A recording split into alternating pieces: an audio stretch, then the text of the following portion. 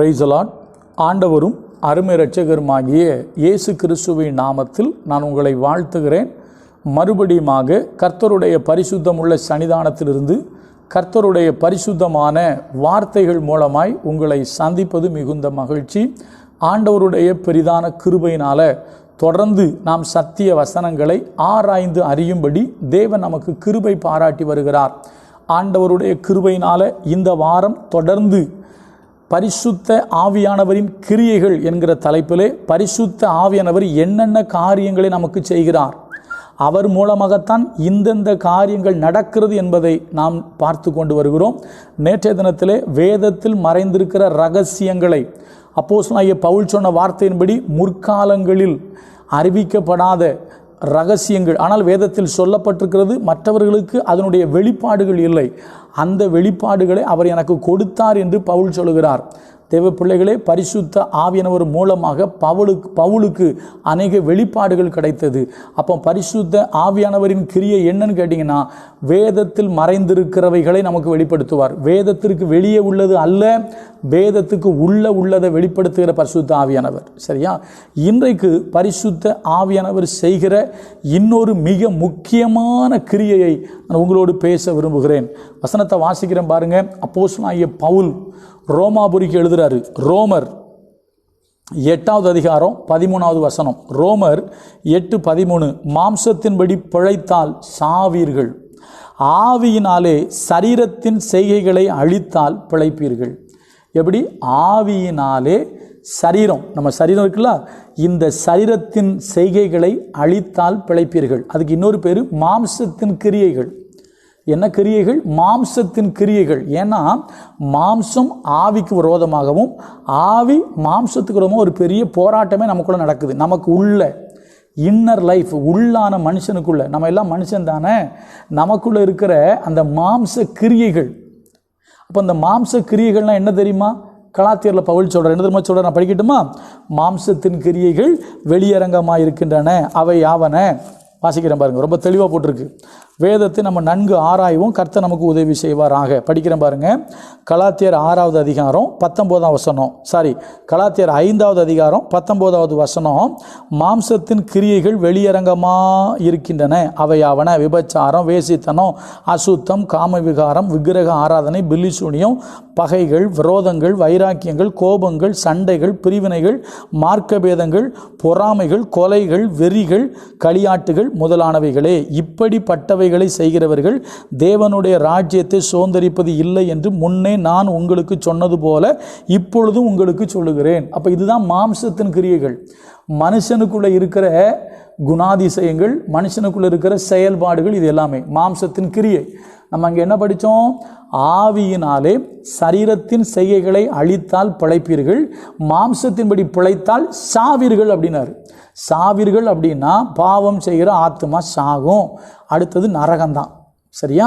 அப்போ பரிசுத்த ஆவியானவர் என்ன செய்வார்னு கேட்டிங்கன்னா, உண்மையாகவே எனக்குள்ள பரிசுத்த ஆவியானவருக்கு நான் இடம் கொடுத்து பரிசுத்த ஆவியை பெற்று நான் வாழ்வேனே ஆனால் எனக்குள் காணப்படுகிற மாம்சத்தின் கிரியைகள் அழிக்கப்பட்டு கொண்டே வரும்.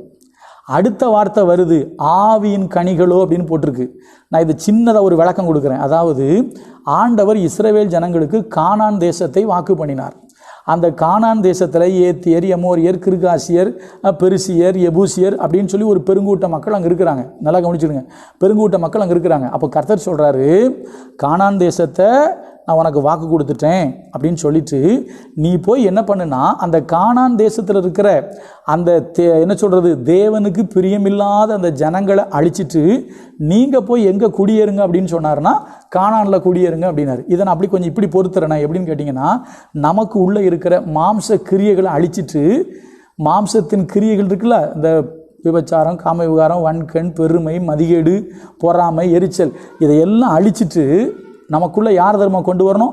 ஆவியின் சிந்தையை கொண்டு வரணும், ஆவியின் கனிகளை நமக்குள்ளே கொண்டு வரணும். எப்படி கானான் தேசத்துக்குள்ள ஏத்தியர், எமோரியர், கிர்காசியர் அவங்களெல்லாம் அழிச்சிட்டு இஸ்ரவேலர் வந்து குடியேறினாங்களோ, அதே போல் நமக்குள்ளே காணப்படுற மாம்ச கிரியைகளை அழிச்சிட்டு தேவனுடைய சுபாவமாகிய அன்பு, பரிசுத்தம், நீதி, சாந்தம், இச்சையடக்கம், தயவு, நற்குணம், விசுவாசம் இதெல்லாம் நமக்குள்ளே வரணும்.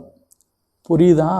எப்படி கானான்ல ஆகாத ஜாதிகளை அழிச்சிட்டு யூதர்களை குடியேற்றினாரோ அதே போல் நமக்குள்ளே இருக்கிற ஆகாத சுபாவங்களை, மாம்சத்தின் கிரியைகளை அழிச்சிட்டு ஆவியின் கனிகளை நமக்குள்ளே நம்ம கொண்டு வரணும், இல்லை குடியேற்றணும், இல்லை நமக்குள்ளே உருவாகணும். இதுதான் உண்மை. அப்போ தான் நம்ம பரலோகத்துக்கு போக முடியும். அப்போ நல்லா கவனிங்க, வசனம் தெளிவாக சொல்லுது, நீங்கள் மாம்சத்தினாலே சரீரத்தின் செய்கைகளை ஆவியினாலே சரீரத்தின் செய்கைகளை அழித்து விடுங்கள் அப்படிங்கிறது. அப்போ பரிசுத்த ஆவியானவர் என்ன தெரியுமா செய்வார்?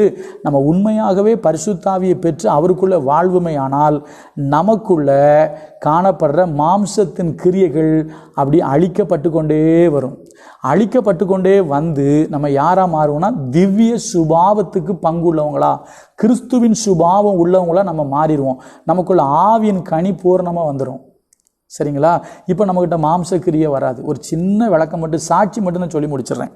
நான் சென்னையில் கடை வச்சுருக்கும்போது, அப்போ நான் ரட்சிக்கப்படலை, நிறைய சம்பவங்கள் உண்டு. அதில் ஒரு சம்பவம் சொல்கிறேன். ஒரு முறை நான் கடை வச்சுருக்கும்போது கொத்தாள் சாவடியில் போய் நான் காய்கறி வாங்க போகிறேன். காய்கறி வாங்கின விடிய காலம் போய் கொத்தாள் சாவடியில் காய்கறி வாங்குவோம். அப்படி நான் காய்கறி வாங்கிட்டு அந்த மூட்டையை தூக்கி போட்டுட்டு அப்படி நடந்து வரும்பொழுது எதேச்சியாக எனக்கும் ஒரு மூட்டை தூக்குற ஒரு சகோதரர், அவரை கூலி என்று அழைப்பார்கள், அவருக்கும் எனக்கு ஒரு சின்ன வாக்குவாதம் வந்துடுச்சு. அப்போ வாக்குவாதம் வரும்போது என்னாச்சுன்னா, அவர் மெட்ராஸ் பாஷையில் ஒரு வார்த்தையை விட்டுட்டார். உடனே நான் விடலை. ஏன்னா மேக்ஸிமம் நீங்கள் பார்த்தீங்கன்னா அந்த கூலின்னு சொல்கிறவங்ககிட்ட ஒரு கொக்கி இருக்கும், அந்த ஊக்கு வச்சுருப்பாங்க, அவங்ககிட்ட யாரும் அவ்வளோ சீக்கிரம் மோத மாட்டாங்க. ஆனால் என்னுடைய வாலிபம் முறுக்கு நான் ரட்சிக்கப்படலை. நான் பிடிச்சிட்டேன், நில்லு பார்ப்பேன் யார் நீயா நானுன்னு பார்த்துரும் அப்படின்னு சொல்லிட்டு. எனக்கு ஒரு 18 வயசு தான் இருக்கும், 18-19 வயசு இருக்கும். சரிங்களா? 2 பேருக்கும் மோதிட்டு. அப்போ என்னென்னு கேட்டிங்கன்னா, அப்போ சிலர்லாம் வந்து உடனே தடுத்து விட்டாங்க, தம்பி போ தம்பி. அதில் பார்த்தீங்கன்னா நிறையா ஊருக்காரங்க, நம்ம திருநெல்வேலிக்காரங்க நிறைய பேர் இருப்பாங்க, அங்கே காய்கறி வாங்க ஜாமான் வாங்க வருவாங்க. அப்புறம் எல்லாம் கொஞ்சம் சரி பண்ணி பிரித்து விட்டுட்டாங்க. நல்லா கவனிக்கணும். ஏன் திரும்ப சொல்கிறேன், அவர் சொன்ன ஒரு வார்த்தை, நான் எவ்வளோ பெரிய ஆளாக இருந்தாலும் பார்த்துக்கலாம். ஏன்னா அவங்க கூலிக்காரங்களாம் நிறைய பேர் சேர்ந்துருவாங்க, அது நிறைய பிரச்சனைகள் இருக்குது, அதுக்குள்ளே போகல. அது சொன்னால் சிலருடைய மனசு கஷ்டப்படும். அந்த மாதிரி ஒரு சுச்சுவேஷன். அங்கே கொத்தாள் சாவடியில் இருக்கிற கூலிக்காரங்கிட்ட யாரும் முறைக்க மாட்டாங்க. மறுபடியும் சொல்கிறேன், கையில் அந்த ஊக்கு இருக்கும், கிழிச்சு விட்ருவாங்க. அப்புறம் பேசி தீர்க்கிறது அப்புறம். ஆனால் சண்டைன்னு வந்துன்னா கிழிச்சு விட்ருவாங்க. ஆனால் அப்படி தெரிஞ்சோம் ஒரே ஒரு வார்த்தைக்காக அவர்கிட்ட நின்னேன். ஆனால் நான் ரட்சிக்கப்பட்டுட்டேன். இப்போ நான் ஊழியத்தில் இருக்கிறேன். எனக்கு விரோதமாக ஒருத்தன் ஒரு வார்த்தை பேசினா நான் என் பாட்டுக்கு வந்துட்டேன், திருப்பி ஒன்றுமே பேசலை. ஏன் தெரியுமா? ரட்சிக்கப்பட்ட எனக்குள்ள பரிசுத்த ஆவியானவர் வந்து வாசம் பண்ணுறதுனால என் சுபாவத்தை அவர் மாற்றியிருக்கிறார். எனக்குள்ள பழைய மாம்சத்தின் கிரியை இல்லை. பழைய மாம்சத்தின் கிரியை இருந்துச்சுன்னா ஒரு வார்த்தை சொன்னதுக்கே அவரை நிப்பாட்டினேன். கூலிக்காரை பிடிச்சி நிப்பாட்டி கொத்தாள் சாவடியில் இருக்கிற இப்போ என்ன சொல்கிறது, அந்த பக்கம் கூலிக்காரங்களும் கூட்டிட்டாங்க, இந்த பக்கம் எங்கள் ஊருக்காரங்களும் கூட்டிட்டாங்க. அந்த மாதிரி ஒரு சுச்சுவேஷனை உருவாக்கிட்டேன். ஆனால் இன்றைக்கி நான் ஊழியத்துக்கு வந்ததுக்கப்புறம் என் சுபாவம் மாறிடுச்சு. எனக்குள்ளே இருக்கிற மாம்சத்தின் கிரியைகள் அழிக்கப்பட்டிருக்கிறத நான் உணர்கிறேன்.